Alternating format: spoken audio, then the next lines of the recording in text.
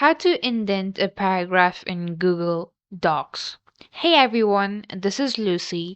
Let's get to the video without any delay. So, indenting is a state or a process to move a text from its original start. Like, I want this heading to go further. Like, if I choose tab, then I need to press it more times. But if I have the indentation, then I could simply just move it right away. So if you don't have your indentation shown here, then you need to go to View tab, and here you will see Show Ruler. Just click on it and your ruler will be visible at the top.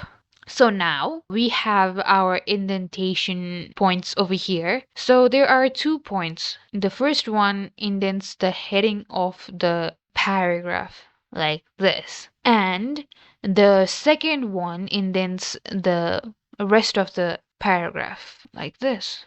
So if you want to indent the whole paragraph, then you need to select it all. You can go ahead and drag your mouse, or you can also press Ctrl plus A to select it all. So here, select all of your text and move your indentation point. Move it further how much you want, like this. And you have indented your text. Keep in your mind that 1/2 inch is the standard form of indentation.